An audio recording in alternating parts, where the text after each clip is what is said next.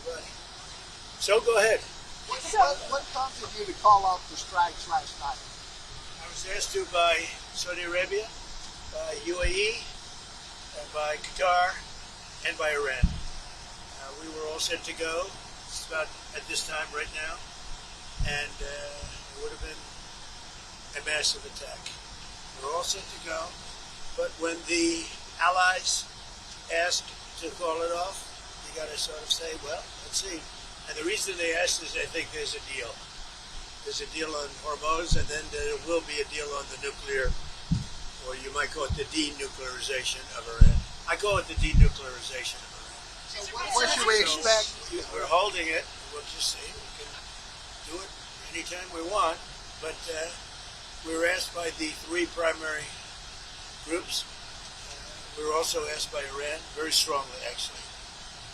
They said, we'd like to make a deal. Now, I don't know what they say, because a lot of times they'll say that to me, and then they'll go out and say, we don't know what he's talking about. Obviously, they don't want to be attacked. And they knew the extent of the attack because they saw it forming. What happens now? Well, now what we're doing is we're talking to them in the form of a negotiation. It begins tomorrow afternoon, and we'll see if it's true. I'd love to do that, save a lot of lives, save a lot of unnecessary power, to be honest with you. It will take many, many years to ever build it back. If it could, I don't think it would be even buildable back. So we had an attack that would be the biggest attack since World War II, and it would have been disastrous for them, and they didn't want us to do it. And frankly, Saudi Arabia didn't want it either. They thought that a deal is imminent. Is there a deadline, sir, on the deal is imminent, having to do with the Hormuz Strait, and also ultimately the denuclearization of Iran. So when I hear that, I say, well, do we want to go and be this severe? Now, there's a group of people that would like me to just do it. And there's another group of people that does not want me to do it. Does Iran have a deadline to come to an agreement? We'll just see how it is. We're ready to go anytime we want. Would I rather make a deal? I'm not looking to kill people, because people die, a lot of people die, and we don't want that. So they asked us, Iran specifically, but the other three said I asked Saudi Arabia, the king, I said, the crown prince, I said, what would you rather do? Would you rather have us do this or not? They said, we would much prefer a deal as opposed to an attack, because you don't know where these attacks lead. I mean, will they be flooded with people pouring into their country and disaster? A lot of bad things can happen. There's a report that you're moving U.S. troops out of Bahrain and Kuwait. Are troops being moved out of the Middle East? Mr. President, why is the U.S. intervening to support the Japan yen at this time, to support the Japanese currency? Because we have a good relationship with Japan. We're very strong, very, very strong financially. They have a weakening yen, and they wanted a little bit of help, and we're always there for Japan. Japan's been very good to us, with the exception, of course, of Pearl Harbor. Mr. President, what is the U.S. getting out of that arrangement? Financial benefit. Financial benefit. It's also good for the world economy. But we make, like when we did with Argentina, I got criticized, we made $25 billion on that deal. On Venezuela, we make hundreds of billions of dollars. I make good deals. Intel, I made $75 billion for the country. I didn't make for me, I made for the country. Intel. I backed Intel. It's the hottest stock right now on the New York stock, on the various stock exchanges. So we made about $75 to $80 billion. And Japan wanted to, it was really more than anything else, it was a signal of friendship. You've said that the anti-weapon and the dollar is doing great. You said the fact is, our country is doing great. Everybody wants help from our country. Yeah. You said the anti-weapon. I'm with ABC News.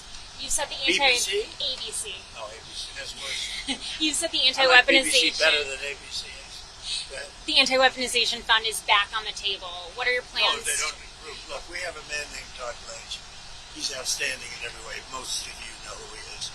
You're not going to find a better person. And everybody, and it's because I backed Cornyn's opponent, and his opponent won in a landslide. It's the only reason it's happening. But I will say there are a lot of people that like.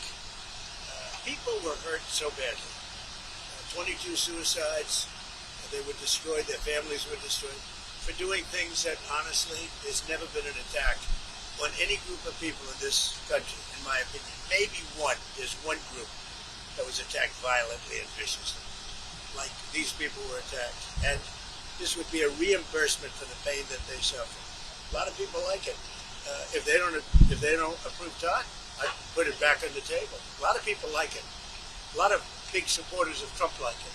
Mr. President, there's been some domestic abuse allegations against Congressman Max Miller. Do you think he should resign? Well, I'm going to look at it. I mean, so far it's accusations.